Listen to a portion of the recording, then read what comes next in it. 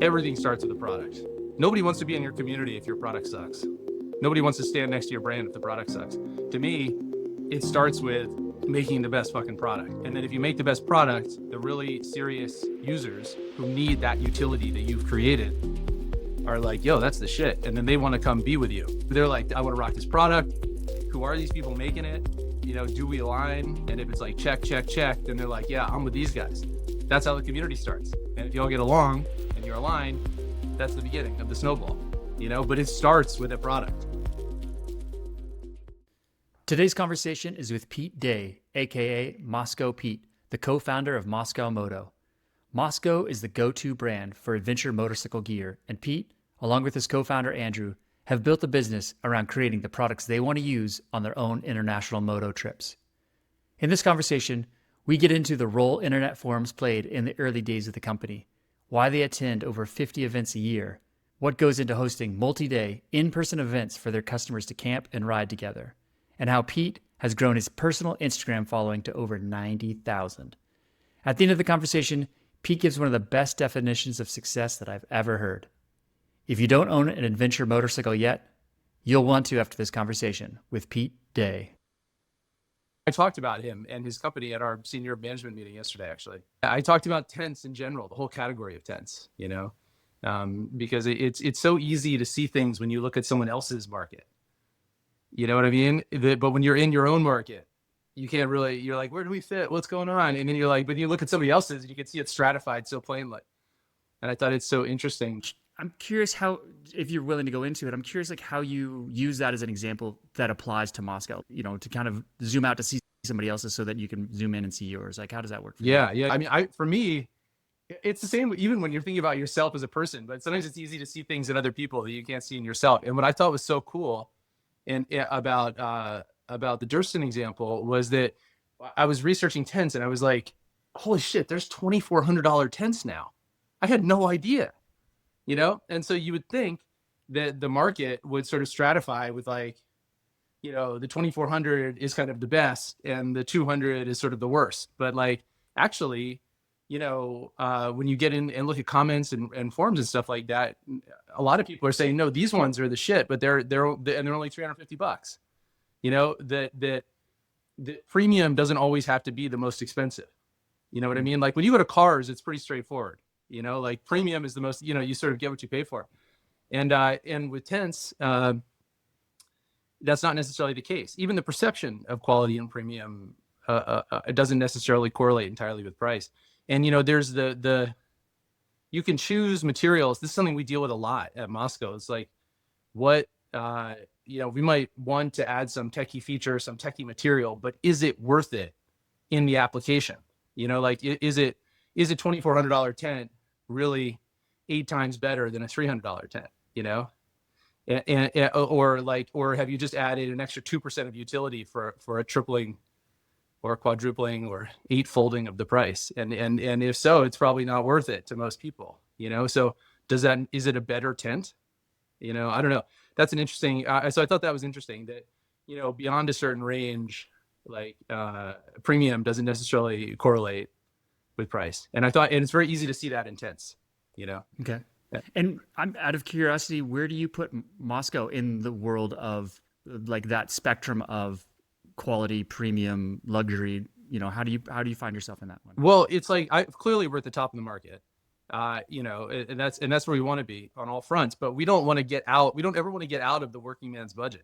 You know, okay. We're not trying to be off in a little ivory tower of design. We're trying to be in the place where like the really hardcore users, we're maximizing utility for that user. Now, like there are a lot of people out there who aren't going to use products to that level. And we know that, but we're not ultimately not designing for them, you know? And that's okay. They may go pick something less expensive. And if they get serious about the sport and they destroy that thing they bought, then they'll come to us, you know? But what we don't want to do is detach from the market. And what's interesting is like right now, there's going to be a lot of downward pressure on pricing because the market is developing. I mean, you again, it's very easy to see it when I look at someone else's market. So like, look at the motorcycles themselves. And I guess you're not in the motorcycle business, so some of this is news to you, but there's been this huge influx of Chinese bikes and that are essentially copying and starting to really innovate and do interesting stuff at very, very affordable price points. It's no longer, you can't just dismiss them, like people used to. Like now it's like, okay, no, wait, these are some serious contenders. Maybe they're not quite there yet, but you can see where it's headed, and if you're one of the big European OEMs or Japanese OEMs, that's got to be pretty scary. And so so the same thing is happening with accessories, and now there's so many copies of our products out there, right? And I don't even want to say like copies is so derogatory. Clearly they were heavily inspired by our products. There are some direct copies, which is just shameless, but then there's a lot of other stuff, and like where they're not necessarily direct copies, but they're clearly heavily inspired. And none of those companies producing that stuff are committed like we're committed. They're not riding, they're not using the product, they don't have the support. There's all sorts of things they don't have, but they're going to accidentally in the numbers game stumble on some good ideas. And it would be really stupid for us to just detach from that and say, oh, it's all a bunch of garbage. Like we need to pay really close attention to what they're doing and what's working and see if we can learn from it, and not just say, oh, we're going to, just continue to focus on this like upper end, super premium stuff. Like if someone is designing a $500 bag that provides a shitload of utility, we should pay attention to that, Sure. and it does well and people are getting utility from it. Then I'm not saying we're going to do that, but there might be something there for us to learn. We need to take all inputs and not just if this influx of product causes this downward trend in pricing, we can't just detach and go the other way in our little ivory tower and keep adding things and making bags that are more expensive with weirder fabrics and stuff like that to try to differentiate.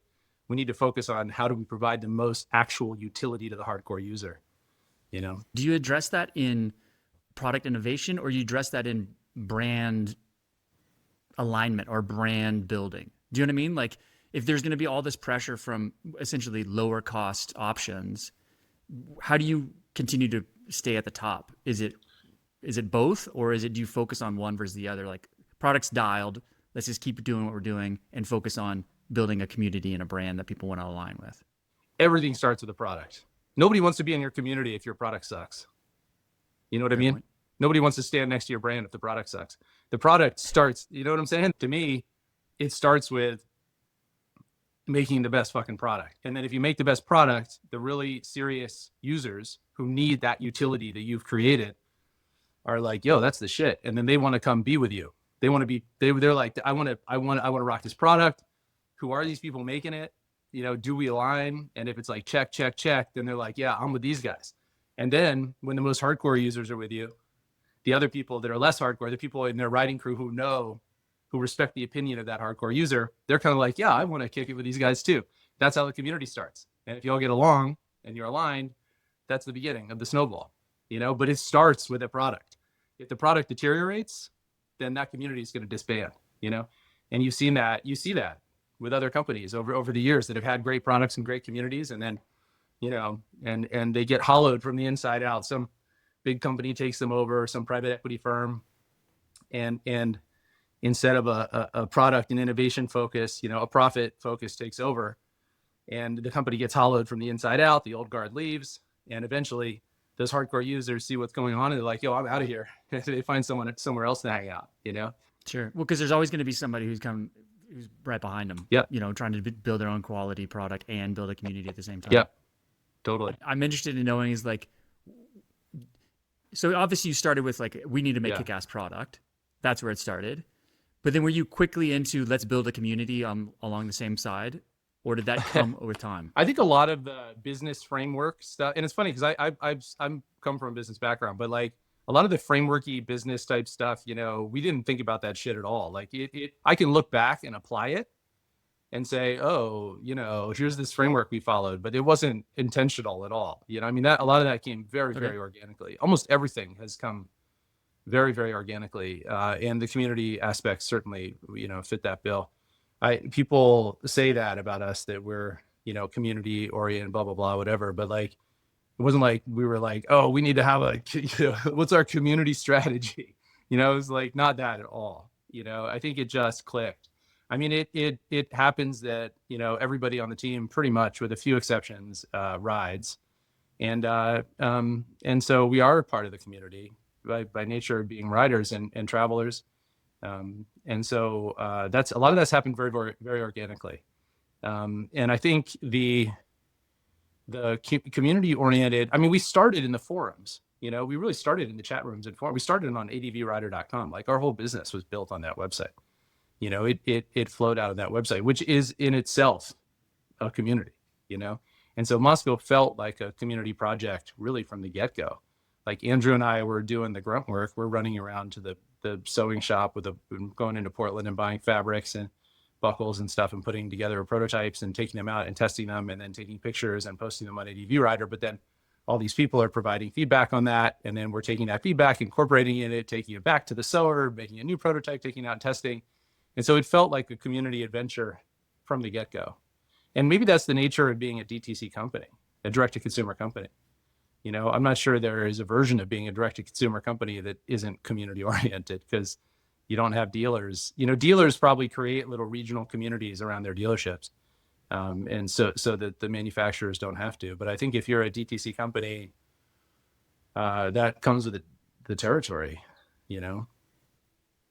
So when you're in the forums and you're prototyping and showing what's working and what's not and throwing it out there, are you also selling online? I mean, is it the store's open? You can come buy it now? This is in the early the early stages. And we're still active in the forums and stuff like that. But in the beginning, it was just me and Andrew, and it was me on there doing all the posting and replying and stuff like that. And then, what we found was, initially, we started just like, hey, I think our first post on ADV Rider was like, me and my buddy Andrew are going to design some bags, and it's like, literally, we started at his kitchen table. And then we were probably a year and a half of kind of development, in that process, before we had a product to actually ship. And, but, let's call it a year before we ordered the product, before we started the manufacturing process, and about a year and 3 months maybe before it shipped. So somewhere in that zone, like we started, there were just a few people posting, and then it was more people and then more people. And then suddenly there were a lot of people who were paying attention. I was like, whoa, there's a lot of people like trying. It got really active, And so when we actually placed our first production order, and it was like, how are we going to sell these things, But it turned out there was already people interested because they'd helped us create them. And yeah, unintentionally. Again, it's like I look back and I can apply that framework to it, but that is actually what happened.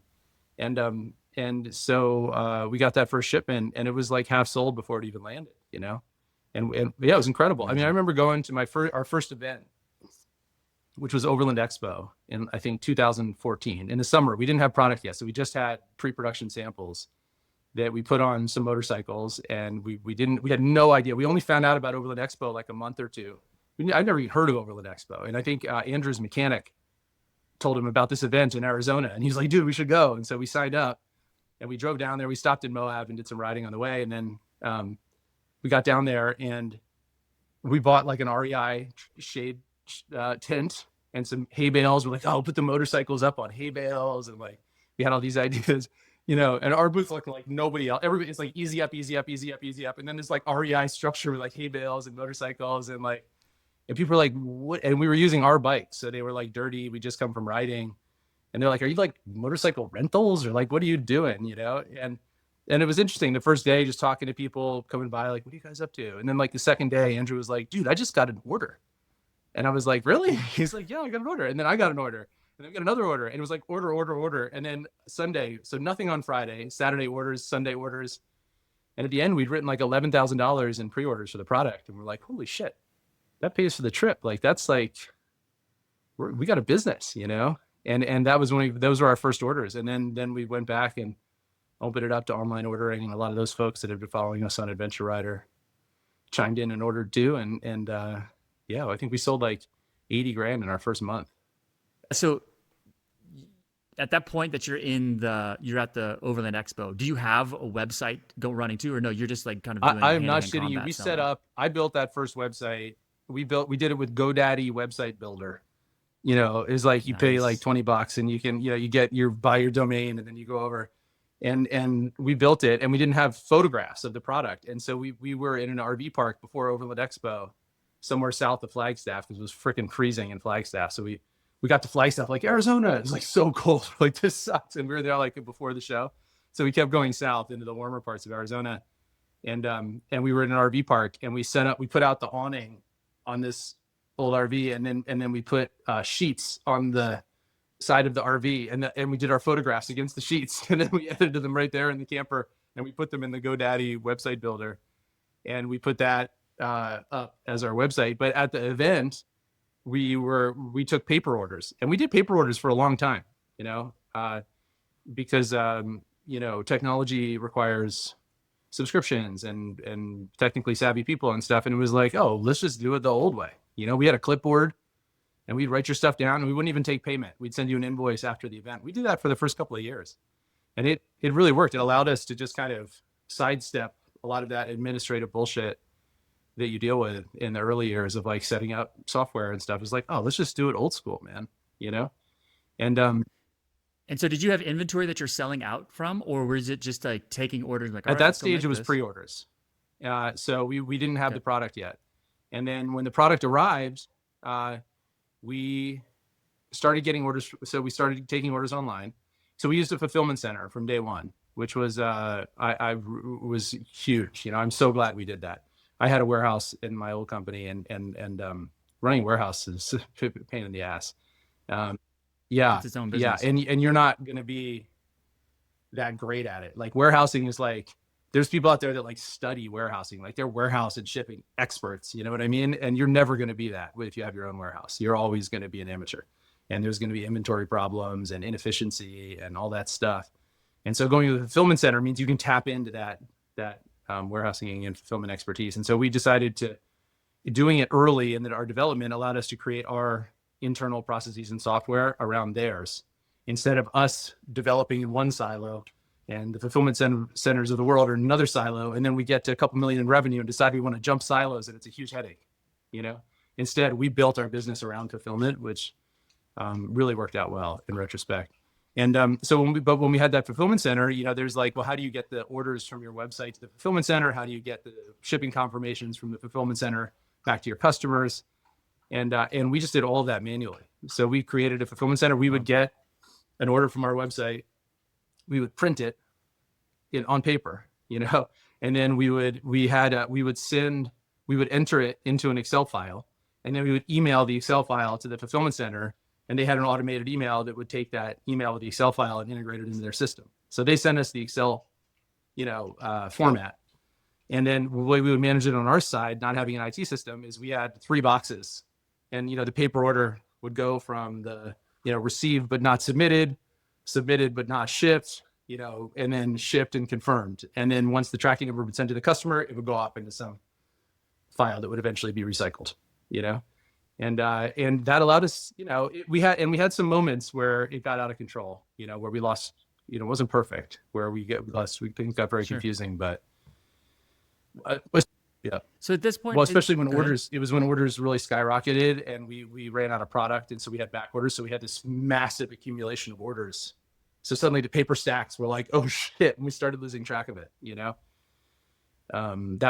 we had a brief period where things got a little bit out of control, but then when the product got back into stock, we got it back under control, and then eventually migrated to Shopify. And, now we have NetSuite and Shopify and fucking middleware that connects us to all these warehouses and stuff like that. But it wasn't always like, Yeah, it's a proper yeah, enterprise it's now. different now. Yeah. And at the time that it's stacks of paper and inboxes and outboxes, is it just still you and Andrew? So at that point we had a little bit of help. We had a few folks helping with admin and phone answering. That was another thing early on. And I think I remember really struggling with that. Was like, it's one thing to communicate in the forums and all this stuff, but once you start taking orders and having customers, like, they require communication and attention, and if you don't communicate, they get fucking pissed, And so, but you're trying to like run a business and the phone is ringing, and you can't really run a business and still answer the phone every time to answer all these emails. It starts to get out of control. And so we had some help with that. And the first 2 folks who helped weren't writers. And we figured out, and they were, very helpful, super glad for the role they played in the development of Mosko. But we realized pretty fast that whoever interacts with the end user better be an end user themselves, and they better know what the fuck they're talking about. And if they don't, it's cringy, you know. And so we figured that out pretty fast.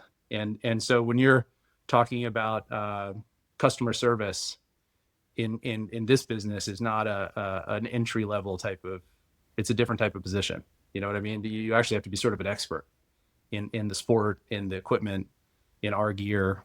And so, but we learned that in those early years. So we had a few folks helping with that, but they weren't riders. And so we were in the process of learning that lesson.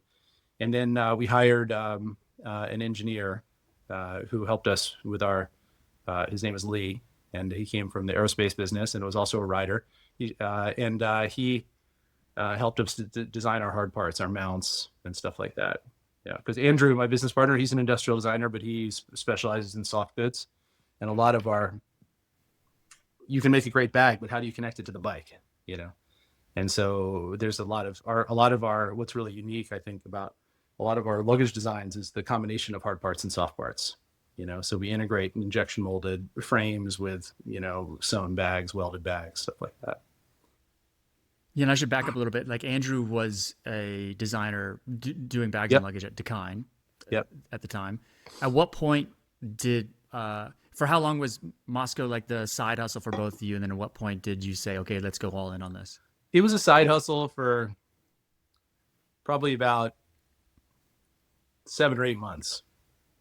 You know, I originally approached Andrew through a mutual friend because he was in his role at Dakine, and I knew that I found out that he was a rider and maybe he was getting kind of itchy feet at a big company.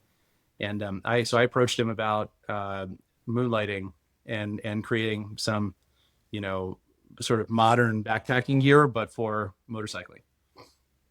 That was the original contact. And we did that, you know, for most of a year with him sort of drawing stuff on the computer, and, you know, I was trying to come up with concepts. And we realized that the computer thing wasn't going to work. If we were going to really make it work, we needed to work with physical products. Like we needed to design in 3 dimensions. And in order to do that, you know, it had to be a full-time thing. And so we kind of got to that point. Both of us had, he was still at Dakine. I had income from another source that were from consulting. And we both sort of cut ties with our other things and went all in on this. And that's when it really started to accelerate, where we switched from computer drawings to physical prototypes. Okay. And did you capitalize it with your own bank accounts, or did you bring in other people? So initially I capitalized it. I had put about, if you took that whole period of time, I put it probably about $60,000 or $65,000 of my own money, which is a lot of money to me, and, you know, very material. So it wasn't like I just had money to throw around, you know, that was a lot. And that got us going, you know, And then when we got that was like travel, you know, materials, no salaries or anything like that. Obviously that was just, all startup expenses, you know, creating the LLC. I don't remember all the stuff, but all that stuff for that first year, year and a half. That's about what we chewed through. And then when we wanted to bring in product, we went to the SBA and got an SBA loan. So I went and did that, and for a couple $100,000, and that was what gave us the money to get our first deliveries of product. Yeah, being here in Canada, I know about the SBA loans, but we don't have we don't have anything similar to that. Yeah. So just so for people here in Canada, give us what I've heard about SBA loans, they sound like magic. So tell me what they are. It's basically set up for a situation like ours. Like it just says it's provided by a normal commercial bank, but the government says basically if Pete doesn't pay, we'll pay. So we understand that Pete doesn't have enough personal collateral to justify a couple $100,000 loan. Like if you took the sum total of all my shit, the bank couldn't get its money back. You know, and so the government says, well, in that case, we'll step in and fill the gap. And so give them the loan. But it's not just like willy nilly. You know, you got to jump through a bunch of hoops and be credible. And just like you're still applying for a loan from a commercial bank. And the government is just insuring the bank against a collateral shortfall. And I didn't have, you know, the assets to justify the loan. But we had a good idea, vetted by the bank. And we did have some assets, and they really want to make sure you have enough to lose. So you have something to lose. So it's mainly like they don't want to have a situation where you're just like, well, we can't pay you back. Here's the keys. You got to have something, a house or some assets that you would be really painful to lose. If you have that, then they'll insure it. You know. Okay, so there's still a Oh personal yeah, guarantee yeah, involved in yeah. all They're that. very, they're Gotcha. yeah, very much so.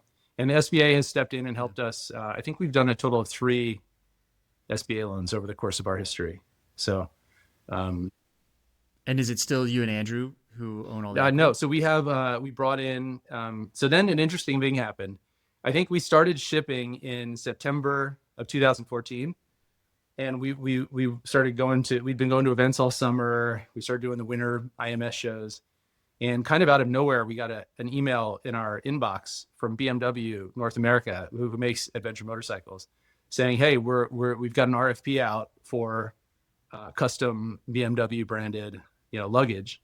Would you guys be interested in taking a look?" And I thought it might be junk mail or something. It was just came into our general inquiry on our website, And but we responded, and it turned into a couple year project, or like a big project. We worked with them for several years to create some custom off-road luggage for their bikes. And when we did that, they placed an order, but they wouldn't give us a deposit, and it was a really big order. And so we needed to put together a way to finance it. So we had a PO from BMW for this huge amount, but we had to finance it. And so we went to the SBA again, and then we went to some private investors, and they ended up, buying, I think, about 17% of the company or something like that for a price. And then we got the SBA loan, because that equity came in, the SBA loan came in together with it. It was a nice little nugget.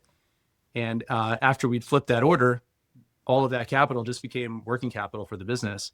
And eventually, a few years later, the business with BMW kind of petered out, but we had flipped that working capital a bunch of times, and now we had, a base of inventory to work with, and that sort of positive cycle of flipping inventory and making profit had started. Yeah. Yeah. I mean, it's hard to say hindsight 2020, but would things be drastically different without that BMW business? I don't. Or Yeah, you we already were headed already that headed on the trajectory? trajectory. It gave us, it got us a lot of attention, I think, in the industry, and a sort of a good housekeeping seal of approval, um, of like, oh, Sure. these bags are different and weird, but awesome. And like so that was cool. That probably gave us a little jump start. Certainly the capital didn't hurt. But thankfully I do feel like I was comfortable with how to I know how to get capital just from my prior life in finance. And, um, so I think we would have, in our kind of direct DTC business was growing like gangbusters. And in fact, when we started with BMW, it was definitely like a lot of development for DTC kind of stopped, because BMW just came in and like took over for a while. And so there was this kind of gap in development, which we had some real misgivings about. In retrospect, it turned out to be a really good thing. That whole project was great, but at the time we had some misgivings about it, you know. And our DTC Right. business kept growing. And Yeah. in fact, in the year that BMW didn't order, we still grew that year as a business. So that's what happened. Amazing. Was the DTC business was just That says a accelerating lot. so fast, you know. And so it was actually quite, in a way, fortunate, because that we needed that capital for the DTC business, you know.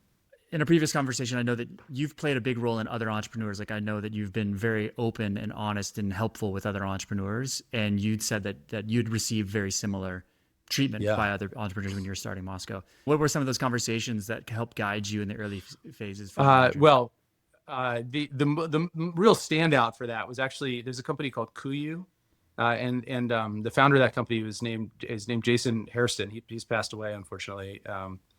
And he was very instrumental to us. I can't remember how we got introduced to him. Kuyu was sort of this early DTC, outerwear success story. And so we all were like, wow, have you heard about this company? Check it out. I'm not a hunter, but I could appreciate what they were doing. And then it was this really interesting story of like, oh, whoa, he started Sitka.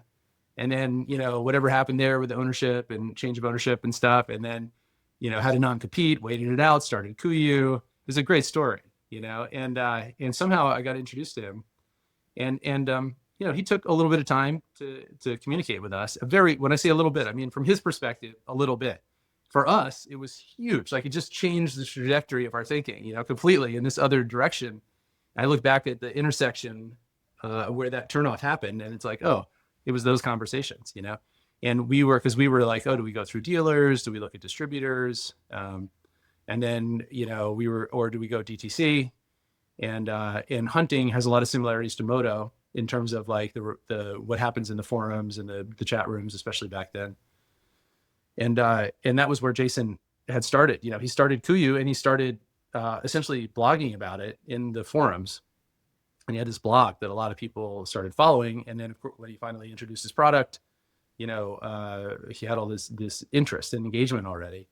And so he was the one that kind of talked to us about that a little bit. And it was cool because we were already in ADV Rider doing this stuff. I'd been doing trip reports on ADV Rider myself, just like going to countries, getting motorcycles, riding, and posting about it for a long time. And so it was a very natural transition to the idea of like, oh, well, let's make a ride report about like designing the product, you know? And so Jason was really instrumental in that. And he talked a lot about. He turned me on to a book called The Purple Cow. I don't know if you ever, yeah, a great book. Sure. Yeah. And normally I'm like, I have such like, people start telling me about business books and my eyes just glaze over it because there's just so many pop culture business books. But because it came from him, I was like, all right, I'm going to read this book, you know? And the idea of like, forget about the mass market, just focus on the early adopters and take care of them at all costs. You know what I mean? If you can serve them, they'll convince the mass market. So trying to convince the mass market that your product is good is a very expensive and time consuming and risky, failure prone endeavor. But if you can get the early adopters on your side, they'll tell their friends, you know, they'll do the convincing for you, but you have to convince them that your product is worthy of their attention. And turns out that strategy really works great, the DTC model, especially if, you know, because people tend to ride in groups. I assume that some of that happens with hunting too. People hunt with a buddy or with a couple of buddies. So word spreads, you know, but in each one of those groups, there's going to be one person who everybody in that group knows is like geeked out on gear, you know? And so when they want some gear, they talk to that person. And if you can find those people and take really good care of them and bring them onto your side, then they'll talk to everyone else. And the rest will. So prior to those conversations with Jason, were you considering opening up retailers, or is it okay? So, but that's what helped you say, no, we got to focus on this. Yep. And that model of the early adopters, focusing on the early adopters. And it turns out, if you want to find the early adopters, you know, equipment forums on the internet. I mean, those are, you know, there's probably, anybody who's in an equipment forum at like 3:00 in the afternoon, you know, on the internet on a weekday is an early adopter pretty much, you know, and probably a noisy one too, because they're on there posting and engaging. And so when they like something, they're going to spread the word about it. And then also at events, you know, the vast majority of the adventure motorcycling world will probably never go to a motorcycling event. But the people who do and who are walking the vendor tents have a very high percentage of early adopters in the mix. You know, the ones that really want to come into your booth and like drill down on details about zippers and fabrics and stuff like that. I mean, you could say like, well, this is a lot of time to not even maybe sell the jacket at the end. But if you bring one early adopter onto your team, you know, they'll sell hundreds of others of people, you know?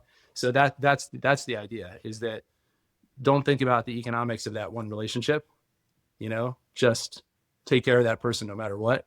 And the economics will work out, you know? That segues nicely into the idea of events, because you guys host multiple events a year all over the place called the Dusty Lizard.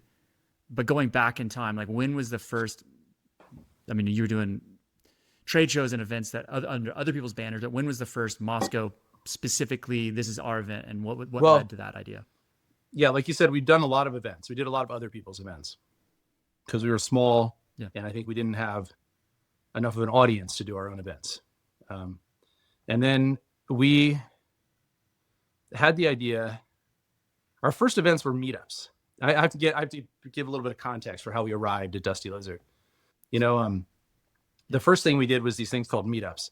And we basically were driving all over the country because we're DTC. It's like we have to go out on the road. We want people to see your product. It's just like a garage band, you know, without a record label. Like you want people to find out, you got to go play the bowling alleys and the dive bars and load up your van and go, with all your shit and go do it. That's us, you know? What? Sorry, just to interrupt for a second. What was the equivalent for the dive bars and the Well, bowling that's bars for all the you? other people's events, you know, like anywhere that Okay, okay, other riders are people's. Okay, gathering, gotcha. we got to go be there. Otherwise, they'll never find You're out there. about us. You know, Sure. we have to go there and Gotcha. physically show them our stuff. You know, because nobody else is going to do it for us. There's no the equivalent would be you have a dealer that goes to its local events, but we don't have that, so we have to go be there ourselves. Um, and then it's like, well, these events, not every town has an event. You know, a lot of, and so we're driving by all these other places on the way to an event. Why don't we stop on the way in other places that don't have events and kind of take over a bar for a night? We'll pay for all the drinks and snacks or whatever, and we'll set up our booth in the bar or the restaurant, and people can come and check it out, and then hopefully it'll turn into like kind of a party, you know, at the end. That was the idea. And so we did that for a while, and we would do often a presentation or something like that. You know, we'd have a speaker, or I would get up there and talk about a trip or whatever.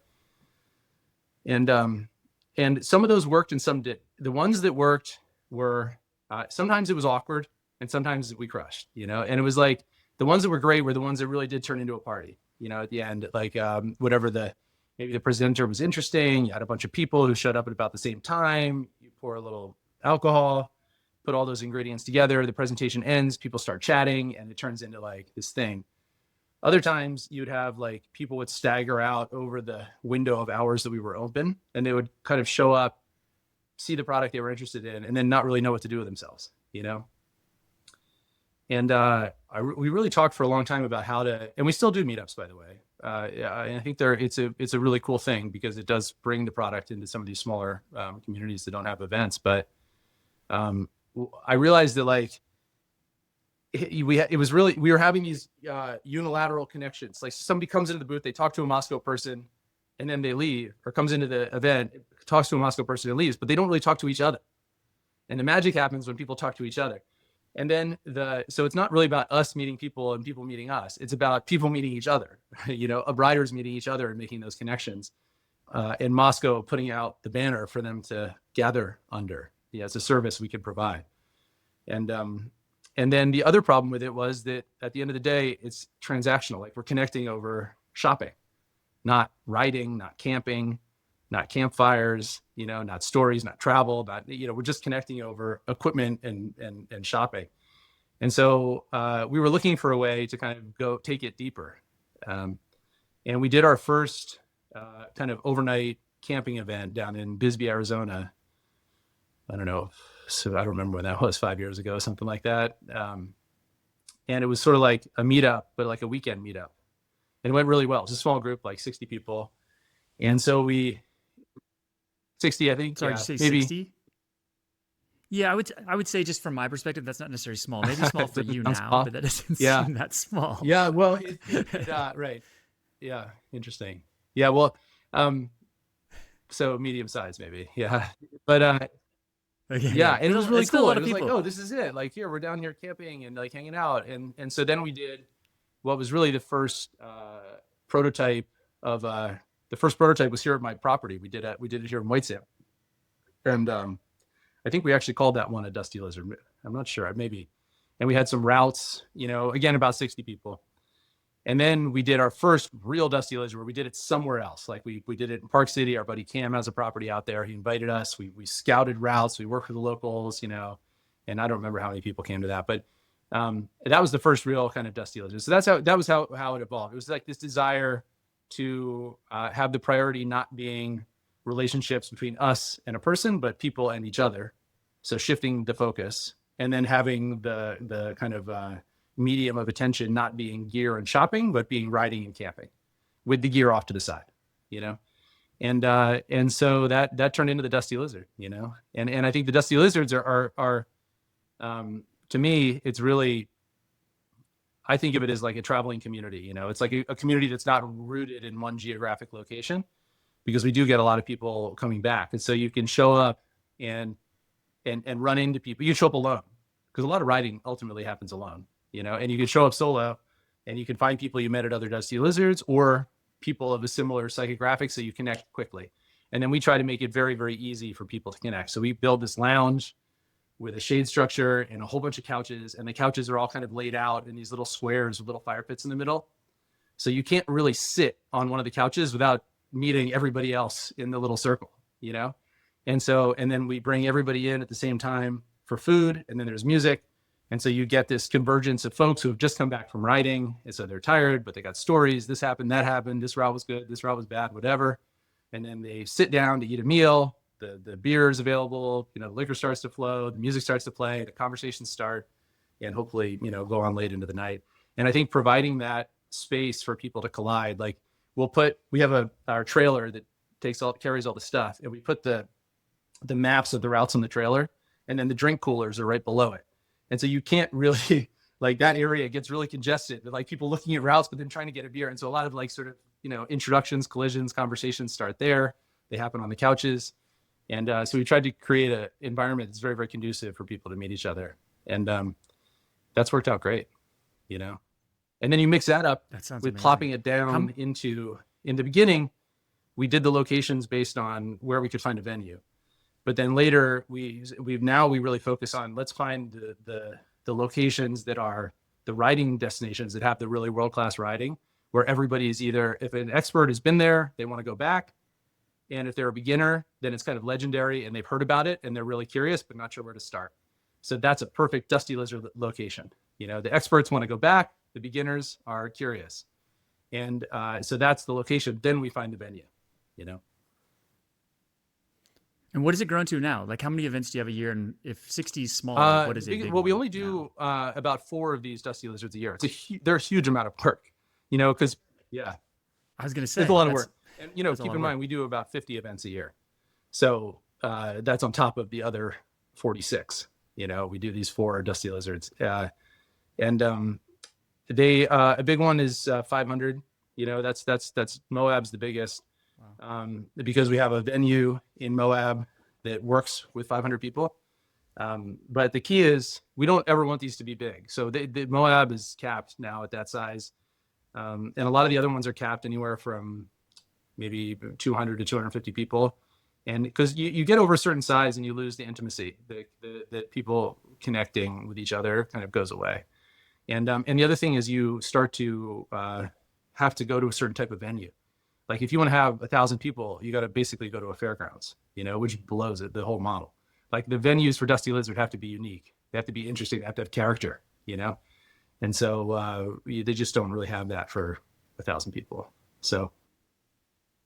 And when you're getting started in those initial early days, I mean, maybe that's still the case, is like, do you look at them as a revenue driver, as an expense, or as a cross my fingers? Oh, it's totally cross my fingers on break even. There's no, okay.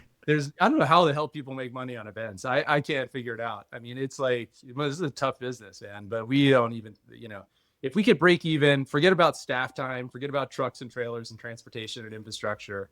If we could just break even on the venue, the food, and the insurance and all that stuff, we're happy, And then we set up we don't want vending. We've never wanted vending to be the star of the show. So we have, we set up the lounge and the stage and all that stuff. And then our booth is kind of off to the side, but it's there.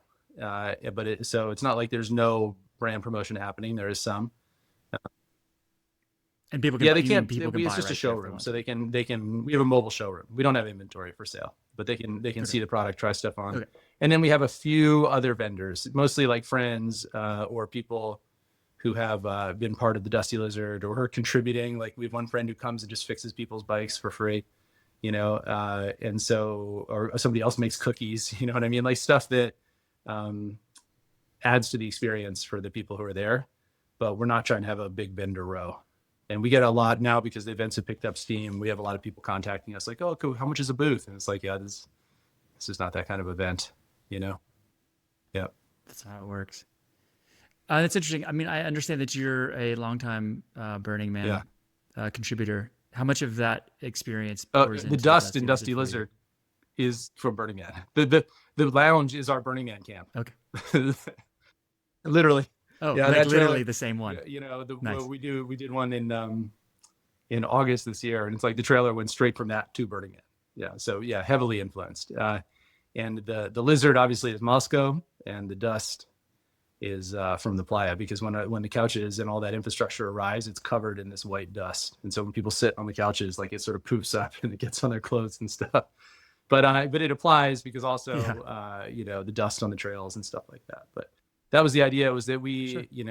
the Burning Man camp and the Unrally and these things we do outside of Moscow are totally nonprofit, no brand promotion. We do it just for fun. And then Dusty Lizard kind of crosses that virtual wall into the world of like, okay, this is definitely connected with Moscow. You got the lizard, our booth is there, but the vibes are similar. Okay. It's really interesting. From the very beginning, you were interfacing with potential customers and now customers throughout, it started online and now it's face to face, 50 events a year, giving all these opportunities. I'm curious how that drives like product innovation. If you're constantly running into your customers and hearing what's working, what's not working, do you look at it as like, let's take what they're giving us and mix it up and then give it back to them? Or is it about what do we want to create and then bringing it to them and seeing that's the $1 million question, isn't it? I wish I knew what the answer to that was. I know that we have to do both. We have to meet people's needs and anticipate the needs they don't realize they have, and we have again, we're never trying to be off in some ivory tower. We're always thinking about the working man rider, like the in terms of budget, in terms of functionality. But I do think that there's a lot of crazy, there's a lot of emperor wears no clothes stuff in our space, is my feeling, design wise, like stuff that has been created for adventure riding and marketed to adventure riding, but really doesn't work very well for adventure riding. And the sport is still kind of figuring that out, and I think a lot of the companies that design for this space, came from other disciplines, either trail riding or road riding, sport bikes, whatever. And they saw a business opportunity. And so they came over and just gave people what they thought people wanted, and people bought it. And that became the standard. And that wasn't necessarily the best thing for the sport. You got down to the hardcore riders, they weren't using that stuff at all, but the mass market was. And so I think, our role to some extent is like, educating the mass market on those techniques or that type of gear, whether it's soft luggage or separate armor or whatever. But then at the same time, we have a business, so we have to make the things that people want. So we can't get too far off in our, hey, this is the direction, or even assume that we're always right, because we're not. But we've done best with, we were relatively early in the soft luggage. We weren't the first, but we had, I think, did a lot of very interesting, innovative things in soft luggage. And now with apparel, it's kind of the same thing, with the separate armor. And we've created some of the items that we've done the best with have been items that nobody was asking for, and they've worked out really well for us, because they just functionally, they sort of convinced people, because they really did work better for the application. And that comes from a place where if you've built a team around hardcore users and people who are obsessed with the product, then that's naturally going to be. Yes, exactly. Yeah. Getting back to your thing about, like the Dusty Lizards and this kind of ecosystem of creativity. At Mosko, literally, we've just made our first few hires of folks that don't ride. And because, we got to a point where it's like, okay, for this function, to be the best at this particular function, you actually don't need to ride a motorcycle. But in many functions, you really do. Like if you're in design or marketing or customer service, like you got to ride, there's no, exactly. And in fact, our CFO does ride, and so does our accountant, but yeah, that's exactly the principle. And so does our banker. It's amazing how our ecosystem, like really has brought in. It's a strong magnet. You're drawing in this very strong magnet of people. It's so cool. It's amazing. But so everybody participates in product development. Everybody, our CFO, our accountant, both very active actually in product development, both of those two. Everybody on the CS team. So we've joked before that everybody at Mosko should have a design title, and then underneath just this like little subtitle of their other functional role at the company, and then of course the customers and the constant stream of feedback from, that's one thing about DTC is like there's no filter. It's like You ship a product and people aren't happy, you find out instantly. Like the minute those boxes start to open, you're going to hear about it, from every channel, email, phone, social, dusty lizards and events. Like it's going to hit you like a tidal wave, or if they love it, that's going to hit you also. And so we are getting constant feedback and input from all angles, from customers, from our own team, from our own experiences. And all of that is going into the product in real time. Yeah. And this is a big question and maybe this is impossible to answer, but how are you filtering and managing all of that input so that the design team can actually stay focused? You should ask the design team about that. Yeah, it's a bit, it's like how do you turn this like fire hose into a manageable trickle that you can actually fill a glass out of. That is again been a challenge since day one for us. And I can't say that we have a real formal process. It's not like we have it all worked out or anything like that. I think what I have observed over time is that the good ideas seem to percolate. It's usually they really do percolate. Like they kind of, it's pretty clear when you actually sit down and like, okay, what are we actually going to do?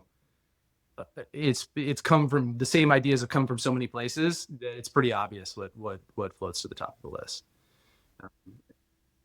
Sure. You keep bumping into it. You got to pay attention. It's pretty clear. Usually when it comes down to either create a new product or improve an existing product, some certain handful of things have percolated to the top. Then we know what they are. And you can't really even remember exactly where they originated because they came from so many places at once. Yeah. The interesting thing is you said that there is no framework and you can see it in hindsight that there's a framework. But it's interesting. One of the reasons I want to have this conversation with you is because you're doing the things that come up a lot in my conversations on this podcast is like you're building a community, you're going to events, you're creating events. And as the founder leaders, you're building in public. Like you are very much, your Instagram handle says it, you're Mosko Pete. Like this is what you do. At what point did you step into that role of like, okay, I'm Mosko Pete and I'm going to create content specifically for this business? Is it because you're doing it? It's obviously that you're thinking about it and you're doing it, and it's very good. It's a wonderful blend of like education and brand awareness.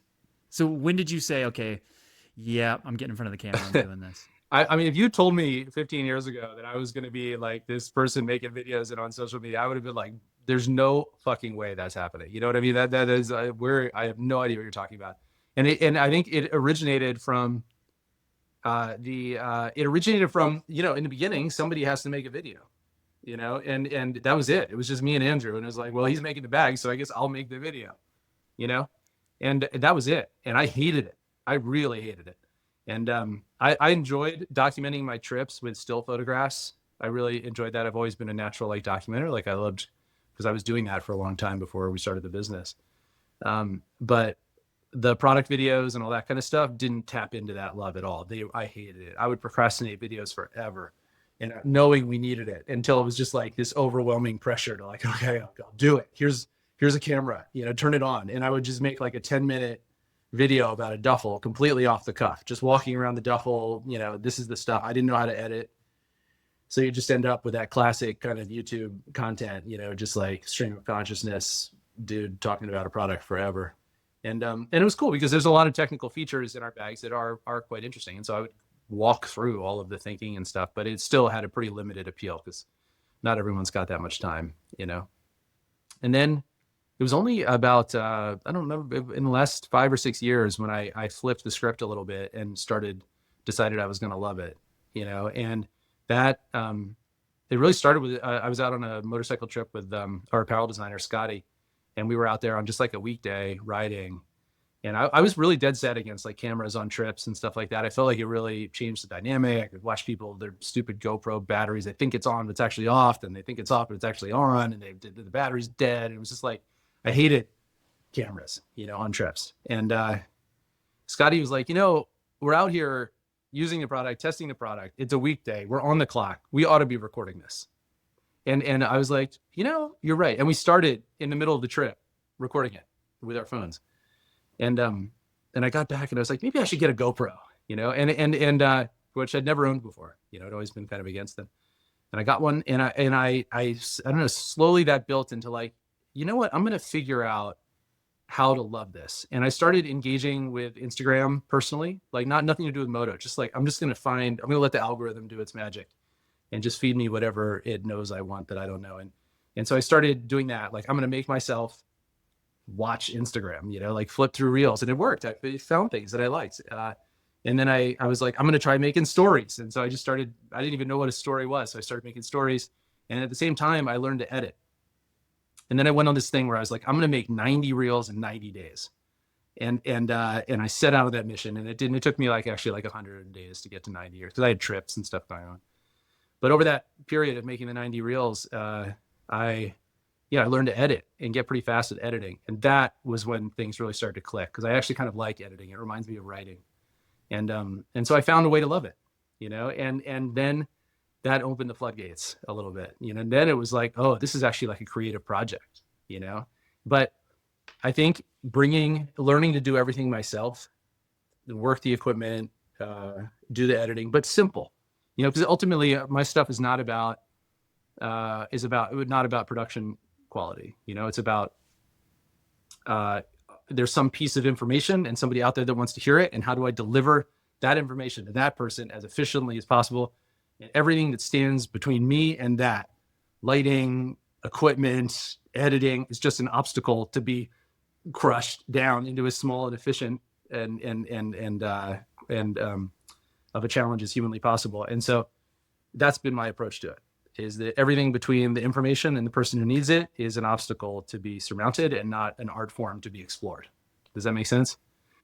Yeah. And then once I owned it soup to nuts, then it started to become really fun, because then I would make something and I put it out there and we'd see how it did.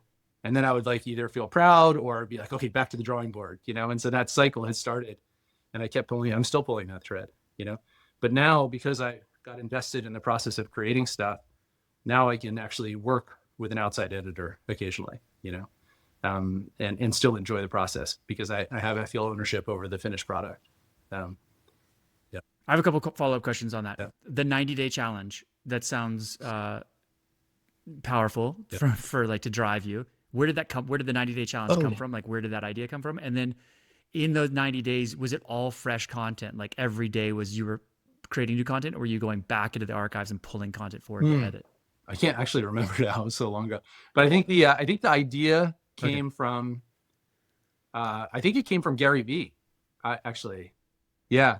I think I heard it somewhere, and I was like, I'm going to do that. I don't remember where I heard it, just like, and I knew I wanted to get good at editing. I'll have to look back at some of those early reels. I think the bulk of it was new content. I'm pretty sure. And was it behind the scenes of what's going on in the business? Was it all writing content? That was mostly, actually it was a mix. In those early days, I would have to look back at my Instagram. I mean, there's a lot of, I barely remember, but a lot of them were, I would go on a trip, and then on the trip I would make a bunch of videos. So it could be some of it was writing, but some of it was like a tip, like I did one where I was just like, people say that if you're cold in your sleeping bag, you should sleep naked. That's not true. If it's cold, layer up. And that was like the whole reel. And then it got like 1.5 million views on TikTok. I was like, whoa, and I was I don't really do TikTok anymore, but in the beginning I was doing stuff like that. And it was just a tip, and a little bit of editing. And, but then other ones were writing, or I'd have to look back at them.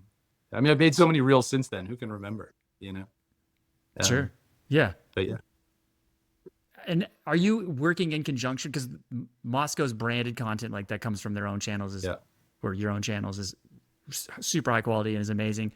Are you working in conjunction with them, or is it kind of like Pete's going to do his thing on Mosko Pete, and then Mosko's going to do their thing, and maybe they connect and maybe they don't? Or that's more the latter. Work together on what but that's changing a little bit now. So the product video piece. So you've got actually what you see on Instagram for Mosko Pete is, for the most part, is kind of off clippings of the stuff that I'm making for the business, which is like the product videos and the social ads. The social ads, all that has come up to be a big part of the business as well.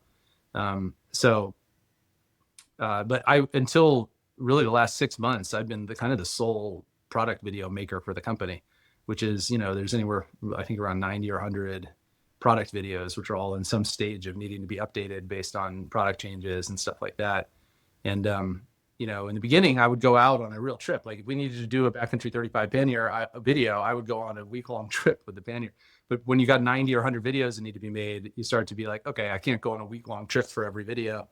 How do we fit this in? But I'm really have been very, very resistant to like no studio videos, you know, no indoor videos, no Revzilla style videos. Like our videos are done in the field, you know, and because you can tell a lot in a video by where the person is, what bike they're using, the type of apparel they're wearing. And so without having to say it, you don't have to say it. People can see it. They know where it fits. The product fits because of those visual cues. And so you can just cut right to the features, you know? And so that requires a certain amount of work. It's much easier to sit in the studio with a folding table and have people just shuffle products in front of you and talk about them. When you talk about doing videos outside, now you've introduced wind and weather, light, and location, you know, trucks and trailers and rides and time and all kinds of stuff into the equation. And so that started to become a huge job. So I've just been handing off all of that. And now the marketing team at Mosko has kind of taken it over. And other people at Mosko, we're keeping the same model of people on the team, but it's not always me doing the talking. Now it's might be the bag design team or the apparel design team, other people at Mosko doing the talking. But the video format is the same. Well, you live an interesting life, and it gives you a lot of opportunities to go out and ride your bike. So that's the amazing thing is like you're out there on the trips and having adventures, and it comes across. It's well, yeah, authentic, it's for sure. not because because it is actually authentic. Yeah, it's authentic because we are actually out there doing the stuff.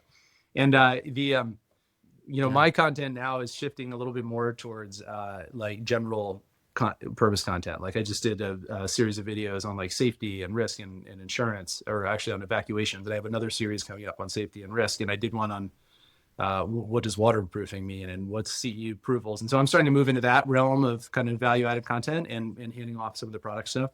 I'm still doing the social videos. And next year I'm the social ads, but the social ads will eventually get handed off too. And I'm going to focus more on like product testing, travel, topics that are of general interest to the community, things that I'm curious about. Like I'm researching the shit out of like ultralight camping gear right now. You know, I just went down a rabbit hole on rescue insurance and evacuation costs and all that kind of stuff. And I have a bunch of trips coming up in Africa and Asia. And so I always try to do like, oh, this is when I do a trip, it's like, well, here's how I found the bike. Here's like, not just like, oh, I'm on this adventure. Isn't it cool? But more like, hey, if you're interested in coming to this place, here's how I did it, you know, to help other people do their own trips. Well, that leads nicely into your new role. So for a long time, you were the CEO, and I've heard you in another conversation from a couple of years ago say that Mosko doesn't require much CEOing. So I'm curious what led you to hand over CEO to somebody else, and what does that mean? Like, what led to that decision? Well, I think I feel like I'm a better entrepreneur than I am a CEO. If that makes sense. I never really prized that title, and I think Mosko's just gotten to be a bigger company, and it needs a steady hand on the tiller. And I'm traveling and have a lot of ideas, and want to be out using the product and interacting with people. And Alistair, who's now the CEO, has that steady hand. And I think he's he was previously our brand director, and so now he's moved into that role. And for me, it was just I felt like.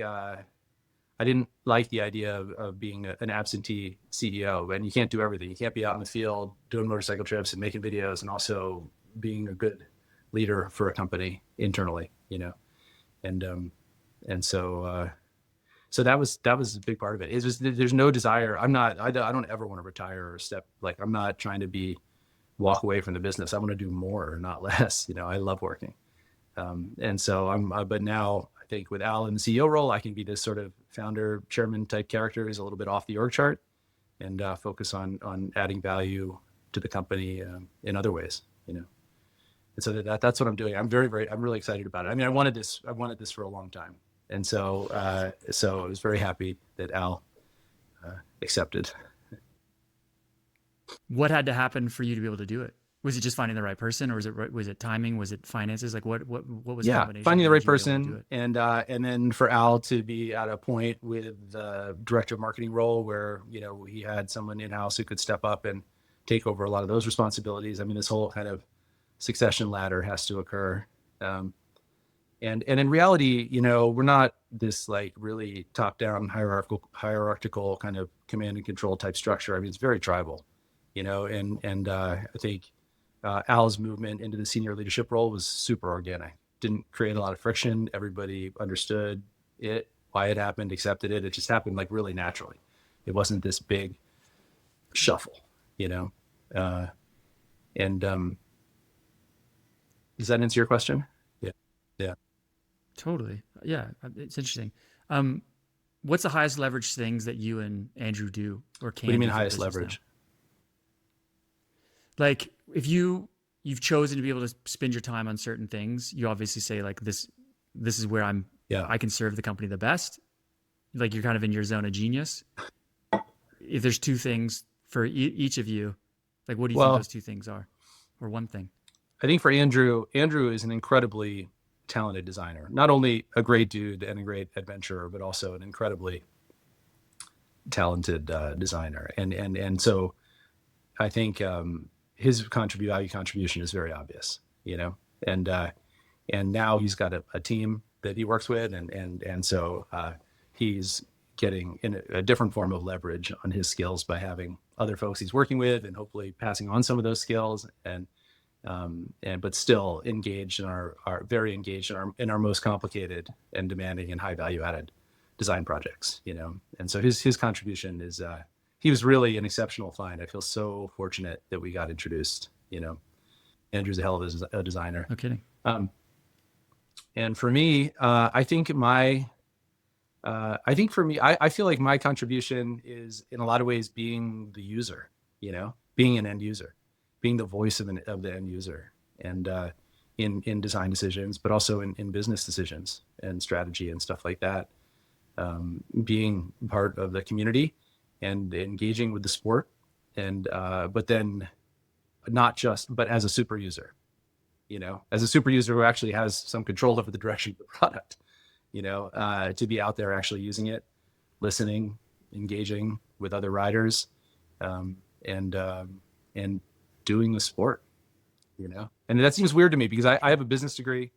I came from the finance world, so and this is something I just talked to Al about. So it feels a little bit weird to me that my highest and best use could be out riding motorcycles around the world. It feels like I should be doing like spreadsheets or analysis or something, but I don't know. That's where it's at for now. And the nice thing about doing that is that if I can turn it up or turn it down, if like we just have come through a very tumultuous year, in fact the CEO changeover would have happened earlier if it hadn't been for this whole like tariff thing and everything has been bonkers. I mean, it's been so challenging.